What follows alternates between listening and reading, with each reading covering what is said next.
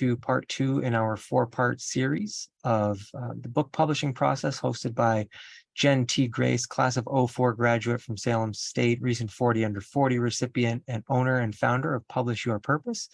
This is part 2, again, connecting with readers. Our first part was called Unlocking Your Author Potential. I'd like to welcome Jen for the presentation today, and at this point, turn it over to her to take on the show. Thanks, Jen. Welcome. Thank you for joining us. Yeah, fantastic. Thanks, Mike. I appreciate it. We're here for part 2 of 4, so I'm excited about diving into our readers today. So I'm going to hopefully successfully share my screen. Can you see that, Mike? We got it. Yep. All right, good. Beautiful. All right. So we're here, like I said, for part 2. We're talking about connecting with readers. So the intention behind this 4-part series is to really kind of build a slow progression from kind of thinking about writing a book to what it looks like in writing a book to what the process looks like when it comes to publishing a book. So I am going to just make sure I am sharing on my social, although it does not look like it wants to, so I'll have to come back to that later. All right, so we're going to talk about navigating some writing essentials for aspiring authors. And so a lot of times when I look at the way to present material, I think a lot of times there's plenty of people who are doing writing workshops. They're sharing a lot of really awesome information about the craft of writing. And I like to try to take just a slightly different approach to that and really kind of integrate more of a kind of business element to it, more of a marketing element to it, and more of, in this case, some of this anyway, a self-awareness element to what are the things that we need in this process to make us successful, because that is ultimately what we're trying to do, is make sure that you are successful in getting across the finish line of this idea that you may have in your mind. So last week, I started off with this phrase, and I'm going to start off with it again because I cannot emphasize this enough. And this is very relevant to the conversation that we're going to have, which is really around kind of who is reading your book, who is the target reader for what you are putting out in the world. So just as a reminder, we're talking about being yourself because everyone else is already taken. Because if we can operate from a place of our own lived experiences, from our own every aspect of our being, and we can just be more of who we are instead of trying to fit into the mold of what you see someone else doing, it can make our lives so much easier to get through in this process. And Mike had already done a quick intro of me. I think the most relevant thing, since we're talking to the Alumni Association, is that I did get my BS in communications in '04 from Salem State. And I certainly miss being in Salem on a regular basis, although this time of year in October, I do not miss it. This is my book that came out last week when we were talking. So if anyone is interested in checking it out, you are welcome to do so. But I want to dive into what we're going to cover. So I'm going to break this out into 3 parts this week. And we're going to talk about connecting with your target reader. How long should your book be? And preparing for the writing process. So again, there's a 4-part series here. So we're just kind of creating this long arc that we will cross together over 4 parts. So if you were tuning in on the Alumni Facebook channel right now and you missed the first part, there are ways for you to go back and watch part 1. And there are ways that you can register for parts 3 and 4. So connecting with your target reader. One of the things that I see authors sometimes miss the mark on is that you might have a really strong idea about what you want to write about, but there's not as much clarity on who this is being written for.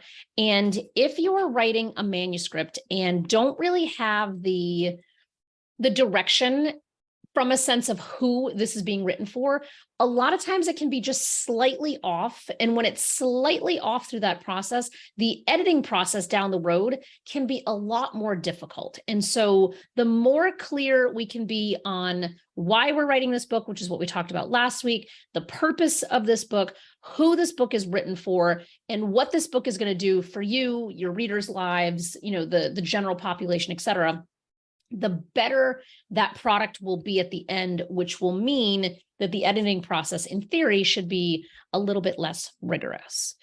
So my first question for anyone who is watching either live or you're watching this on the replay is just jot yourself a note down right now, answering the question, do you know who is going to read your book? Sometimes it is a simple yes, it is a simple no, it is yes, I know exactly who's writing my book. And shocking, not surprising to me anymore, is that there's a lot of people who don't really know how to answer this question. So what I'm going to do is we're going to go through just different ways to put to words who might be reading your book, because you probably have a lot of bits and pieces of who might be the right reader, but you may not have that person kind of really figured out. And so my goal here is to help you kind of figure this out. So the first thing I want you to do is, if you know who's going to read your book, I just want you to kind of picture that person in your mind. I often tell people to, if you know really vividly who you want to write for, is to print out a picture of that person and stick it on your monitor, stick it wherever you're writing, have that person, put their picture on your phone, just open up your phone and just re-anchor yourself into, this is who I'm writing this book for. Because when you are crystal clear on who you're writing it for, your stories will be more clear, your examples will be more clear, the direction that you're heading will be more clear, because everything that you would say to that person would be how you would want to frame it in a book. So instead of saying, I am writing this book for anyone who believes in this particular thing, your examples are going to be a little bit more wishy-washy, where it might be, well, like some people might believe this or some people might believe this. But when you're writing for one person specifically, you can say, you may believe this. And the power of those words and the directness of those words can be a lot more clear. So what I want to do is kind of break down this idea of 4 different ways we can break out who our target audience may be and what they may look like. So there are geographic ways that we can do this. There are demographic ways, psychographic ways, and behavioral ways. What you will notice, and I'll touch upon a few of these pieces and parts, but this very much is kind of marketing 101 in many, many ways. No matter what you're trying to market, in this case, we're talking about readers of a book. We want to really be thinking about all of these different aspects of what makes somebody them, in order to be able to help them through the content in your book. So let's just dive into a couple of bullet points on each of these, just to give you kind of an idea of what this looks like. An exercise that you can do from here is to actually answer the questions that I'm going to go through. Another exercise is to just free write. Just open up a Word document, grab a notebook and a pen, and just start to write down who you believe this book is being written for, and just kind of let it flow out and don't censor yourself. I think that is something that we do as writers way too often, is that we really censor ourselves because we're afraid of someone else may see this, or someone may judge us for what our belief is. And the reality is, this is just for you. This is for your eyes only. And it's just going to help you get a little more clarity on the direction that you were headed. So geographic data, I think, is probably the easiest one to kind of wrap your head around. And when we look at all of these different types of data points that we can collect about somebody, not everything applies to every person. So especially geographic data. For some books, geographic data is really important. For other books, it is completely irrelevant. So for example, my book that just came out on October 11th, it does not matter where someone is geographically in any way, shape, or form of whether or not they'd be a good reader for my book. That is a complete irrelevant point in my case. But if you are writing a book that is, maybe it's chronicling the history of a specific town or a specific location or a specific event, the geographic piece of that may be a little bit more relevant. Doesn't mean it is, but it has a better likelihood that it may be.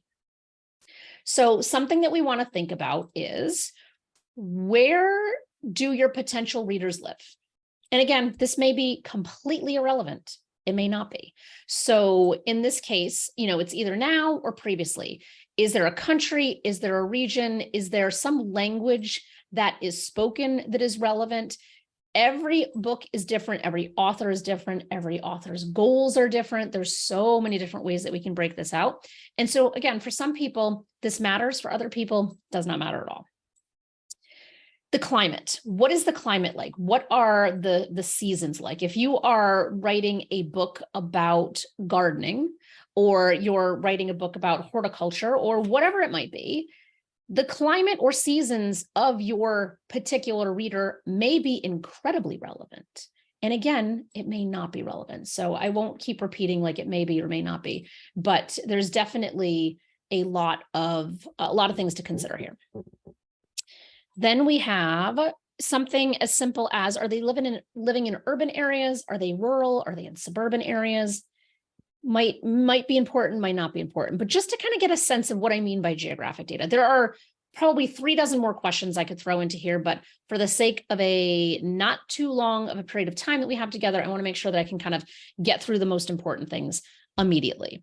So this is just something to noodle on. Write it down. If you have immediate thoughts, or if you're like, you know what, geographic doesn't seem relevant, I'm just going to skip right past it, and we can move right on into the next section, which is the demographic data. Now, when we look at target readers, demographic data is something that applies to everybody. It is just a matter of what demographic data points are applicable. That's really what it comes down to. And again, relevant for some books, irrelevant for others. So take what resonates and leave the rest. And don't feel at any point in time under any sense of obligation to have the answers to any of this. This is kind of something that kind of iterates over time. You can start at the start of this process, really put a lot of this information down.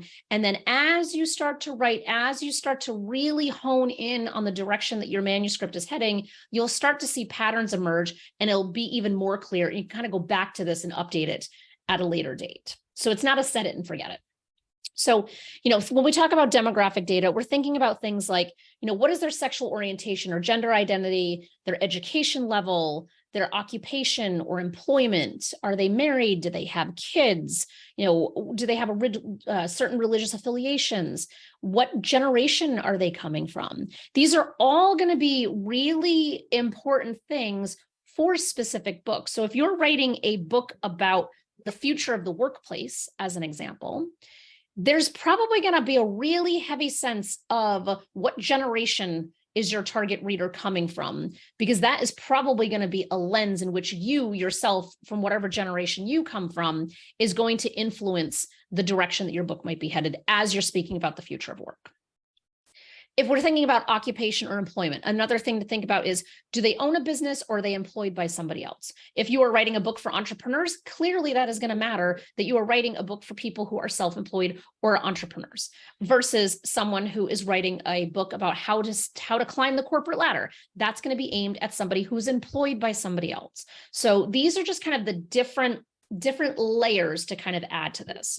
It is not necessarily a one size fits all. And there might be like one thing from the demographics, one thing from the geographic side. There might be a couple things from here, a couple things from the next few slides, all of which start to create this bigger amalgamation of who it is that you may be writing for.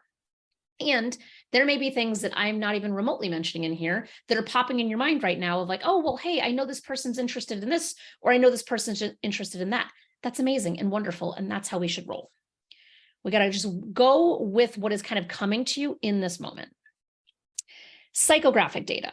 So the psychographic data and the behavioral data, there's definitely some crossover. And in some cases, it might feel like there's an overlap between the two. And it's one of those things that sometimes they just fit in both buckets, and I picked one bucket to put them in. So if you're looking at this and you're like, wow, what is the actual difference here? I think you'll start to see it, but you will see some overlap. So with psychographic data, what we're looking at here, the easiest way to describe this is it's what makes people tick. Whereas the demographic data is more of an assessment of who someone is and how they show up in the world, whereas psychographic is more about how people operate in the world. And so things that might matter here are, what type of lifestyle might your readers maintain? So this could be something, are they active? Are they healthy? Are they, are they going out and doing Ironmans? Like whatever it might be, like we're just thinking about kind of lifestyle habits. Social class, so someone lower, middle, upper class. Again, this might be relevant to what you're writing about, and it may have nothing to do with what you're writing about. So what's their health like? What's their background or upbringing? What are their goals, their beliefs, their interests, values, attitudes, just anything that kind of orbits things that make them tick. Other things that we could throw into here could be political views, right? So depending on what you're writing about, that might be relevant and it may not be relevant. So we really just want to kind of get a better sense on information like this because it helps us frame what we're writing about. So politics is a great example. Politics are so divisive in all directions. So unless your book has a reason to be bringing up politics, you're probably safer steering clear. But if your book is about politics, then you want to make sure that you are being very clear on what you mean by that. So there are some kind of areas that are a little more hot button issues. I think politics is certainly one of them. But if we think about someone's, their beliefs and interests, it could be, are they interested in crafting? Are they interested in, I'm a super fan of Halloween decorating. Like, is it someone who's interested in creating their own Halloween decorations or holiday decorations or whatever it might be? Again, depending on the book that you're writing, that might matter. Because if you're trying to attract somebody who's going to be a DIYer of crafting something versus someone who's just going to go out and buy something, that's going to be a very different person that you're writing for.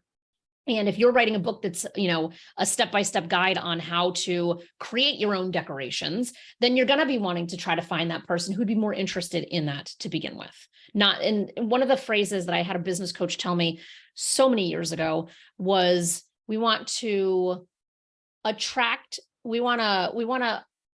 work with the person who is the believer and ignore the non-believers. So we're not trying to convert non-believers over to what you're doing. Going back to politics, a very clear example of that. If you are writing a book that is very politically oriented in one way, you want to be marketing it to that particular political affiliation. You don't want to be wasting your time and energy trying to convert somebody that is coming from an opposite viewpoint, because it's just a waste of time and energy.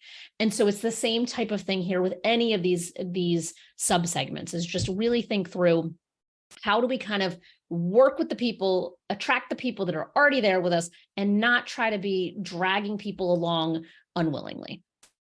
So this is kind of psychographic. And again, these are just a couple of bullet points of many, many, many that could be included. I encourage you to go, just go do a search on the internet and just type in, psychographic data points and just kind of see what comes up, because there's going to be a lot of other things. I grab these select few to just kind of at least get your mind jogging in the right direction. So now we have behavioral.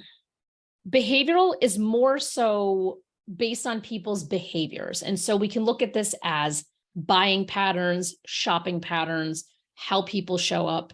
And so behavioral, something could be what occasions are important to your reader. As I was just saying before, I'm a super fan of Halloween. If that's relevant to what you're writing about, trying to find Halloween superfans might be relevant. So occasions, that holiday in particular would be an occasion that matters to me. Anybody else, it might be completely irrelevant. Are they loyal? And what I mean by loyal, or are they already fans of the genre or topic that you're writing about? So are they big into self-help books, where they are just a constant consumer of self-help books, and your book fits right into a specific self-help market, and you want to find more people like that? It could be applicable to fiction. So if you are writing a fiction book, if you have people who are already super fans of a certain genre of fiction, then your ideal market is going to be trying to get those fans to discover that your book is part of the genre and that they should read it, rather than just kind of marketing to the masses in all directions when there are people who very clearly are already super fans of that type of work. What's their motivation? And this really comes down when we think about nonfiction books. Nonfiction books solve a problem. And so when we think about motivation, it could be, what is their motivation to solve that problem? And when we have a better idea of what that motivation could look like, we have a better idea of how to tell the stories and share the examples that will help people see that your book and you as an individual, you as a thought leader, can be part of that solution to their problem.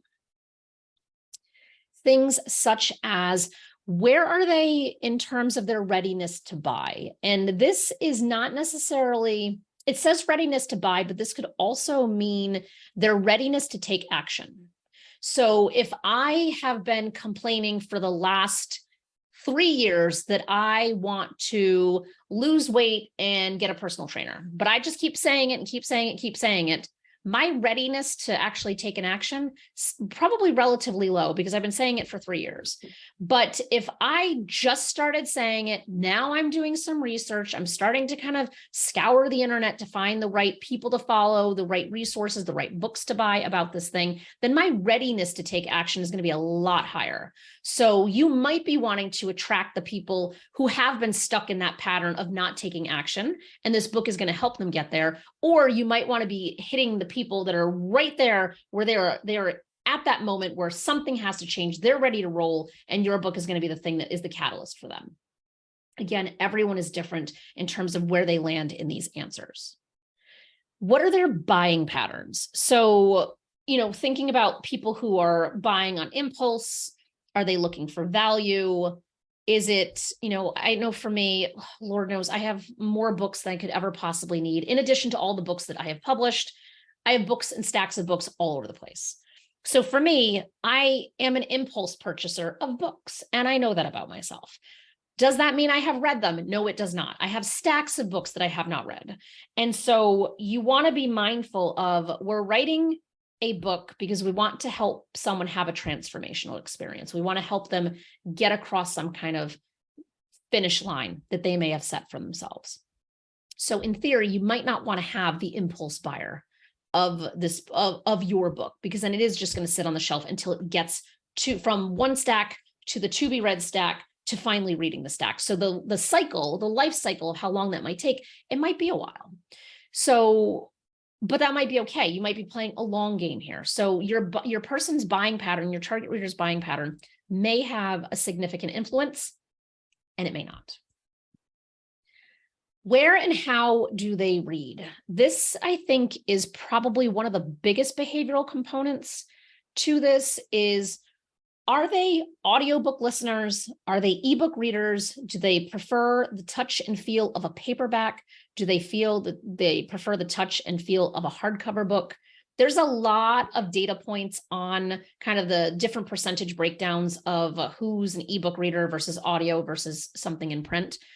But it really matters with what your audience is really what matters. So if I look at even just the books that PYP has published, which is about 150 or so, if I look at those, I can see that our print paperback books are by far the books that sell the most, followed by ebooks, followed by hardcovers, followed by audiobooks.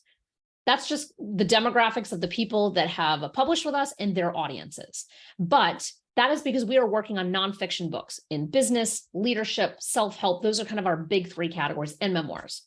So if we're looking at how people read, fiction readers, for example, especially the real consumer of fiction who is constantly reading, they are more likely to be reading ebooks because it's an expensive habit that adds up if you're reading 2 to 3 books a week. So if you're focused on, putting out something that has a fiction component to it, then perhaps ebook is the way to go. At our publishing company, we publish it in all formats just because it eliminates the decision of what do I focus on first. I think from a cost standpoint, focusing on ebooks and print books at the same time does not really impact anything. So it's ideal to do that because then you're hitting up 2 different learning styles. But ebooks are definitely a more economical way to go for people who are just constantly reading. So this might be the one that kind of applies to everybody, but that doesn't mean that it's going to change the way that you write to that target reader. It may change the way that you market to that target reader. And so it's just a matter of kind of, looking at the pros and cons in all directions. Okay, so I know that I'm moving through this quickly because, again, we don't have a lot of time together and I have a lot to cover. So you can get the replay from Mike, you can rewatch it, take more notes, do whatever it is that you need to do to kind of really let this absorb and sink in, because I know that it's kind of a lot of information. The one thing that typically results from just these 4 pieces of information that people need is, how do I actually find this information? That is typically the first question that people ask. And so there are a couple of ways to do this, and there's nothing earth-shattering in here whatsoever. Number 1 is ask questions. So if you have an idea about a book, just start to ask questions. Talk to people that you know, talk to people that you don't know, ask a friend of like, hey, if I wrote a book about this, what are your, how do you think that would be received? Or do you know anyone that you think might be somebody who'd be interested in something like this? And inevitably, if you just start to say, hey, I'm thinking about writing a book on menopause, there's going to be, you say that to a group of people, there's going to be a bunch of them in there be like, hey, I was just having this conversation with somebody else, or hey, I just had this conversation with somebody else. If you're writing a book on sports medicine, same thing. It could be like, oh yeah, I was just doing physical therapy and I overheard this conversation here, here, and here. What that's going to do is help you broaden your view, because we are coming to the table on our own with our own set of lived experiences. So we are coming from a specific lens, but inherently, the more questions we ask, the wider that lens becomes and the more inclusive we can be in how we frame that for a potential reader. So asking questions is a fantastic way. If you have a business or you're in a position where you have clients, just asking them, hey, what would be most valuable to you in relation to this? Or, hey, here's what I'm thinking. How does that feel? What feels missing? Where, just all kinds of information wrapped around like having them help you find the missing pieces to the puzzle. Because even though it's our puzzle, our book, we still have to figure out where all the pieces are. We have to figure out how they come together, how many pieces there are, and what that looks like. And when you're writing, a lot of times it can feel like you've written, you've assembled a quarter of the puzzle and you don't even know how many pieces are there still. So it's not uncommon to a little bit be making it up as you go, because you iterate it over time as well. Find comparable books. This, I feel like, is one of my best tips for so many aspects of the writing and publishing process, is find books that are similar to yours. And what you want to do is look at the reviews. You can look at the Amazon reviews, or you can go to Goodreads, because Goodreads typically has much more robust information on it. What this will help you do is it will help you very clearly see what the book and the author are doing really well, and it will help you very clearly see what they are not doing well. So if you look at the top reviews, you can kind of look for common patterns of, wow, I love this book because it was so informative. I love this book because it had a conversational tone. This book was incredible because it walked me from A to Z through this process, and I didn't even think that was possible.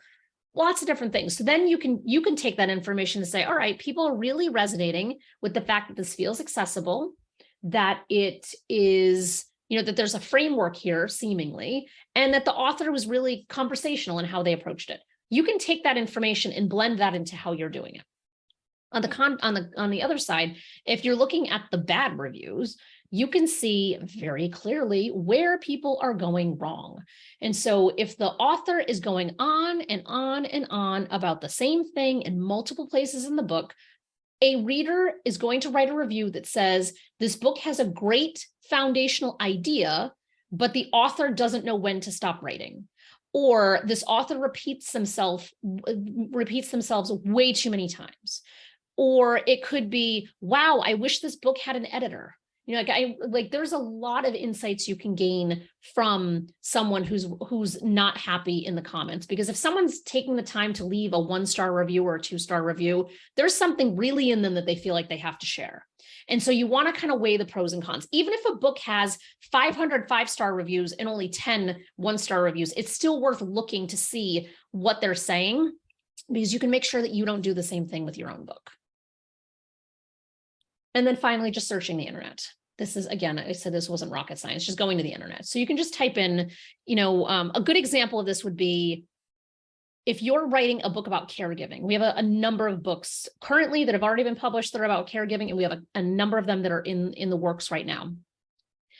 If we want to know the demographics of someone who might be a caregiver, that is going to be a wide range of people. But we can go to a website like AARP, who is looking for advertisers on their website. And so you can go into AARP, and I know they have it there because we looked it up for an author a very long time ago at this point, but I know they have that information there to say, what are the what is the demographics of an AARP subscriber?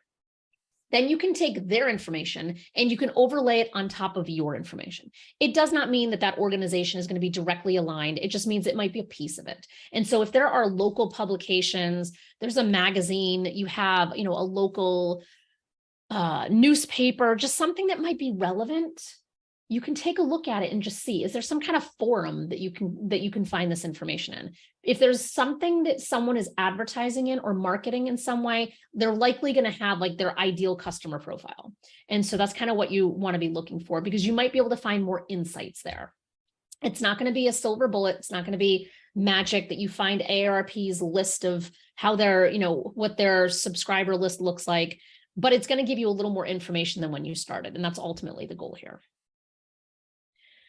Okay, so this was a lot of information. I know I'm a fire hose. I usually have a graphic at the beginning that's a little girl being like knocked over by a fire hose. That is how I roll. So I apologize for how quickly we are moving through it, but we have a lot to cover still. So, and I'm happy to answer any questions at the end. If there's any, put it in the chat, put it in the comments on the Facebook video, because I know we're live here. If you want to know more information about your target reader, you are welcome to scan this QR code. I will have my email address at the end of this presentation. So if you are unable to scan it, you can just send me an email and I will happily send it to you. It's in a PDF. It is the entire chapter called Your Target Reader. You are welcome to check it out. Okay, now I want to talk about how long should your book be? And a little bit of context here is, last week, we spent some time around the foundational kind of pieces of this process, just brought in kind of the target reader to really help you get into the right zone before you kind of start the writing. And so the next thing that I want to help us think about is, what length might you want to be thinking about for your book? Because what that's going to help us do is it's going to help us come up with a roadmap to how we're going to get there. Because most people have absolutely no idea how long a book is. People talk about page counts. Page counts are not helpful.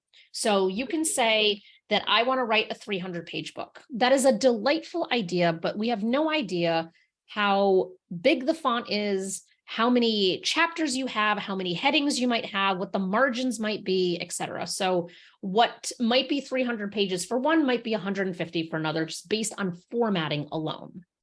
So we want to be talking about word count.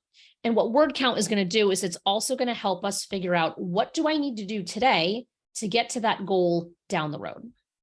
So if we think about word count and why size matters in relation to a book's length, is what I know from just personal, I don't even know how many books we have sold at this point, but it is well into the hundreds of thousands across books. Shorter books tend to sell better. It is not to say that that is across all genres. So I need to make sure that that is clear. It is not across all genres, because there are some instances where a big, thick book that is 400 pages has relevancy for that target audience. So we want to make sure, again, this is why our target audience really is important. But on the whole, books that tend to be shorter sell better because they are more accessible to the reader. Once upon a time, everything was dependent on the size of the book. And there was this kind of industry standard that your book had to be at least 200 pages or at least 250 pages. Now, that is unnecessarily long in a lot of cases. And a lot of books, if you go back and look at them, like if you think about even the last book that you might have picked up that you didn't finish, trying to examine why you didn't finish it, a lot of times it's because the author is incredibly repetitive. Why are they repetitive? Because they're trying to pack the book with more words so it can look bigger. That is not the way to our readers' hearts, is to go on and on about something that's not helpful. We have shorter attention spans. That's really what this comes down to, is our attention spans are diminishing by the day. They've been diminishing forever at this point. But if we have ways that we can get information from TikTok in 3 minutes versus having to read a chapter of a book, we want to be thinking about, how is this book constructed to really help people go from start to finish in a bite-sized way potentially. So we want to really be taking into consideration the age range of our target readers, the reading preferences of our target readers. So this is why we kind of started off with target readers. And our reader engagement is essential. We want to make sure that we are engaging the reader in a meaningful way. And in my experience, if we can aim for something shorter, and if it tends to be longer, not a big deal. That's totally fine. But we want to have a base place as a jumping off point. So I'm going to give you kind of some ranges to think about, and then we're going to use an example. And I'm going to tell you what my personal one is that I teach everybody that that is a good starting point. As I said, the industry operates with word count, not pages. So nonfiction books, there are outliers in all directions for everything I'm about to say. Nonfiction books, roughly somewhere between 25 and 60,000 words, somewhere. 25,000 word book is probably 100, 120 pages, again, depending on formatting. 60,000 word is probably 250-ish pages. So somewhere in that range, and everything depends on formatting. At least having an idea of what this looks like helps you start to anchor in to say, all right, now I'm getting a little bit closer of knowing what it is that I have to do to kind of get here. If we look at memoirs, memoirs typically have a much longer potential with them. So I put here 50, 90-ish thousand words. We have a couple of memoirs that I want to say are 130,000 words, if I'm not mistaken. Like they're definitely a lot longer. But with memoirs, someone is entering your world to hear your story and to hear your experience. And they want all of the information. If you are writing a compelling story, they are here for it. Whereas nonfiction, you are helping solve someone's problem and they want to get in, they want the information, and they want to get out. So they don't want it to go on and on and on unnecessarily. So what I want us to do is we're going to do a little math. I'm going to share an example, and then I'm going to give you an exercise to take with you so that way you can actually recreate this example with your own information. The first thing that we want to know is how many words can you write in an hour? So this is your exercise. And it might seem like, what is she having me do? If you want to shorten this, you can write for 30 minutes, you can write for 15 minutes. I think writing for a full hour gives you more of a frame of reference to work in. What this is going to do is it's going to help us create a math equation that gets you to the bare bones bottom line of what you need to do to actually create a manuscript. So our step one in this equation is knowing how many words can you write in a single hour. And how we're going to define this is now our writing session. So how many writing sessions do we need to cross this particular finish line? For the sake of easy math, because I'm a words person, not a math person, I pick 1,000 words as just an example. What I know for a fact is that there are people who write way more than 1,000 words an hour. And there are others that write less than 1,000 words an hour. So no matter where you fall, you are exactly where you need to be. This is not a competition. This is not a race. If you were doing this side by side, somebody else, don't worry about any of it. Just worry about you and focus on yourself. So if you're writing 1,000 words an hour, I want you to write that down. So in this case, you didn't do this pre-work. So do it, spend an hour today if you can. If you can only do a half hour, just double that after, and that will give you your rough count here. I've seen someone write 2,900 words an hour, and I've seen somebody write like 340 words an hour. Again, it's a real big range, and that's okay, because all it matters is what works. What is your style? So we're not trying to fit into someone else's style. Step two. So we want to pick a target length for our manuscript. So again, we have these ranges, the nonfiction 25 to 60, memoir 50 to 90. What I typically tell people to do is aim for 35,000 words, but for the sake of easy math in this presentation, I picked 40,000. So my goal is often 35,000 because it's about 150 pages. And 150 pages lands in a very sweet spot from a length standpoint, from an approachability standpoint, from an accessibility standpoint. So if we just do 40,000, it's not a whole lot more. It gives us nice, clean, easy numbers to work with. So whatever your number is, just write it down. And just remember that seems so much like we're putting the cart before the horse. And that's not the intention here. It's just to give us a direction to head in. So for example, with my book that came out last week, my goal was 35,000 words. It turned out to be 68,040 words, or 68,080. I actually wrote it in the book because I share this whole example in the book. And so that is double the size I had intended. Why? Because the book required it to be double the size than I intended it. But what it did is having that goal of 35,000 words in my case is it gave me a direction to drive toward. So that way I could hit the goals I set, I could follow the schedule I set, and I could make progress. And then when I started to see, oh, wow, this has to be a lot bigger than I was expecting it to be, I was able to recalibrate that plan and continue moving forward. So I want to write that number down too. So if you don't know a number and you're just winging it right here, just throw in 40,000 as a good starting point. Now, all we're going to do is just divide. This is very basic math here. We're just going to divide. So we have 1,000 words an hour, 40,000 words. That means that we need to contribute 40 hours of writing to make this happen. And so we're going to write that number down too. So if your word count that you can do in an hour is different, your target goal is different, obviously your number is going to look really different, but easy math here, that's 40 hours of writing. This is not to suggest doing 40 hours of writing in 1 week or 1 weekend, or even in 30 days. It really, we want to make sure that we're putting quality on the page. And there's a lot of writing programs out there that are like, write a book in a weekend, write a book in 30 days, or even publish a book in 30 days, which is completely not reasonable. We just want to make sure that you're contributing the right amount of time and energy and intentionality behind this that works for you. If you have a really aggressive goal and you want to crank it out as fast as you can, by all means, just make sure that you allot for a good amount of time through the editing process, the self-editing process, to clean up what you might have put down. So then we want to determine how quickly we want to have this manuscript complete. Again, I'm just grabbing real simple numbers here. I put 4 months for an easy math equation. 6 months is a really good number most of the time. I've had people put down 4 years here before. It really just depends on how it's going to fit into your schedule. Because what we want to do is create a sustainable path forward to getting this written, not an arbitrary path. We want to write that number down too.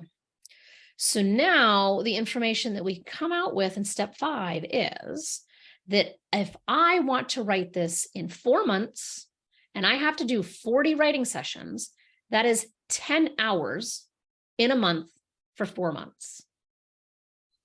Just want you to sit with how different that feels than the idea of I'm writing a manuscript that I don't know how long it is, and I have no idea how I'm going to get there.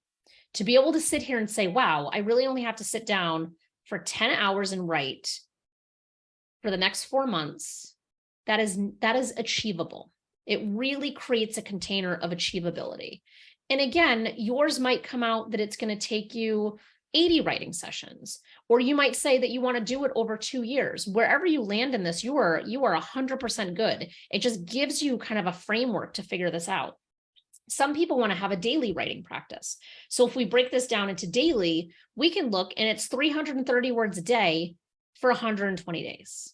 Also achievable, rather than sitting in front of a screen, because there's nothing more frustrating than looking at a blank blinking cursor and wondering how on earth am I going to get to, how am I going to create a book? Whereas at least if we have this, it's a simple framework to say, all right, I'm going to do my part. I'm just going to put 333 words down per day. Whether they are usable, whether they're meaningful, whether they were well written, that is all dependent upon you, but at least it gets you in that habit and in that flow and in that routine of working on this book every single day. And that is going to be the habit to create that is going to get you across the finish line of having a draft at the end of this process. And we want to write that number down too, because then you can plug this into a calendar, you can print it out, you can, like I have a lot of people who, we'll have it laminated. Who doesn't love lamination? I feel like, lamination, is lovely for all ages. Like just have something that's tangible there and that you can reference easily. I have, and I don't have a link for PDF for this, but if anyone wants it, you can email me, is this kind of daily word count declaration. And it really just gives you a place to kind of plug and play what exactly you just set forward in here. And what this does is you are committing to yourself. That is the key here. You are committing to yourself and no one else that you are going to make this happen. And this document, I have a lot of authors that go through our writing program, which is a 6-month intensive program that helps people get the draft written in 6 months with a lot of support and accountability. We have them print this out and stick it somewhere on your visor, on your fridge, wherever it might be. And it's similar to the commitment to myself document that I referenced last week. It is a different type of commitment, but just having it somewhere visible where it's like, all right, this is what I need. I can do this. That is the point here. So my hope is that in this second of 3 parts of this webinar, that this feels reasonable and it feels manageable and it feels attainable rather than be like, I have this dream of writing a book and then ending there because you're frozen because you just don't know how to take the next step. This at least gives the next step to take. Doesn't mean it's going to be a pretty step. Doesn't mean it's going to be an easy step, but it's at least a next step, which will lead to another and another and another until you have that foundation built. Okay, like the last chapter, you can go, same thing. Excuse me, you can check out the entire chapter around how long your book should be. And again, if you're, watching from social and you're on your phone or you're, watching on your phone, just, feel free to email and I'll send it over to you. All right. And the final bit of time we have, we're going to talk about preparing for the writing process. So again, I had warned everybody that this is not going to be a how to use commas and colons type of presentation. This is all about creating the right structure, the mindset, the rhythm, the routine, everything that we need to be successful in this. Preparing for the writing process, one of the most important things that we really want to consider here is surrounding ourselves with people who believe in us and believe in what we're trying to accomplish.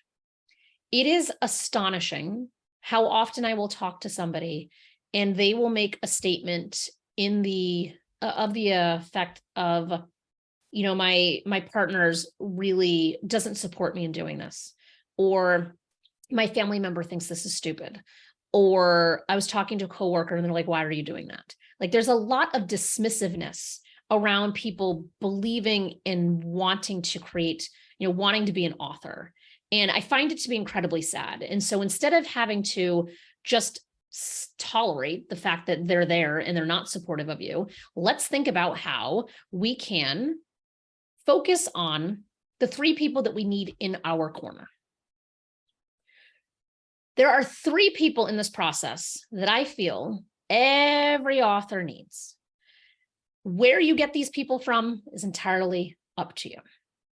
You want to have someone who is a strategist, someone who can help you clearly see what your goals are, your intention, your purpose, the direction for your book, how you're going to integrate the book into your life, into your profession, if you want to do book clubs with your book, if you want to go speak on the TED stage, regardless of what the goal is, you want to have someone who's there hand in hand with you, helping you figure out how exactly you're going to get to this vision. I feel like the strategist is one of the most important pieces of this, and sometimes is the hardest person to find. So if someone has, like a business coach or an executive coach, a lot of times a strategist, they can kind of fit this role. Obviously, there are people who are book coaches, writing coaches. There's book coaching, writing support programs, things like PYP offers, things like that, where you can kind of find somebody who can operate in that strategist role. I do find that person is probably the trickier of the 3 to find. But we want to start with strategy. The next person we want to make sure that's on our team is someone who can operate as a therapist. And I don't necessarily mean someone who is a paid professional, although if you have a paid professional in your life, please utilize them. But somebody who is a best friend, it could be your partner, it could be just a longtime friend, it could be somebody that you work with, somebody that you can confide in, that inevitably when some moment of this process gets rough, you have them to lean into, for them to say, it's going to be fine. It's going to be all right. You can get through it. You're going to get across the finish line. Because this process, it does not matter what you are writing about. it becomes an emotional process. Even the people who are the most stoic and the least emotional are emotional during this process, because it just brings out, in some cases, like the worst that resides in us, like the gremlins that kind of come out of somewhere, and they're just telling you that you're not good enough, that you're stupid for even thinking this was a good idea, this book isn't going to be successful. It's all that imposter syndrome stuff that we were talking about last week. And so if we can have that person who can just pick us up when we are a puddle on the floor, it is going to make a big difference in this process. I just had a book launch conversation with one of our authors last week.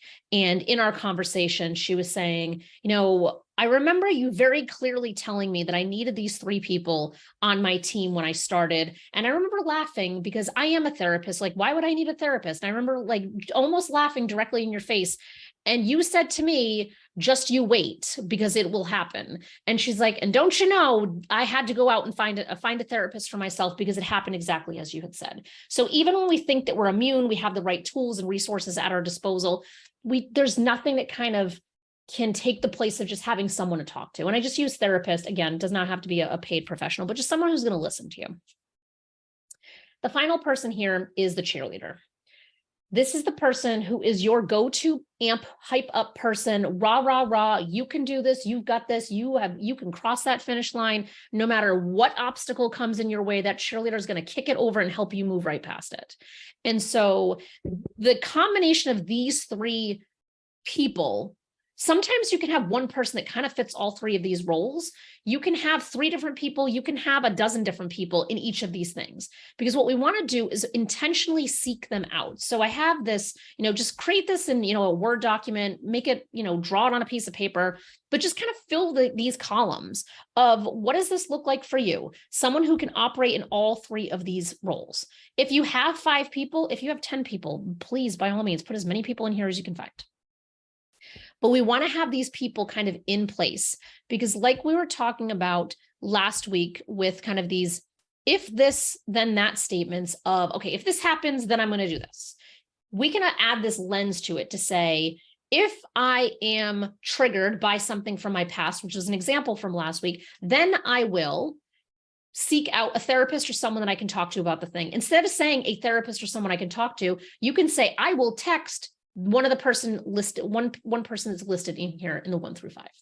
Or if I, when I cross that milestone of the first draft, then I'm going to contact so-and-so who's in your cheerleader column, so you can go celebrate, whatever celebration looks like for you. So that way you have this support system around you in all directions that's going to ensure that you cross this finish line of getting this book written and published. Because people who do not have support systems in place tend to be the ones that struggle the most in actually getting it done. So that, as I said, was a fire hose of information.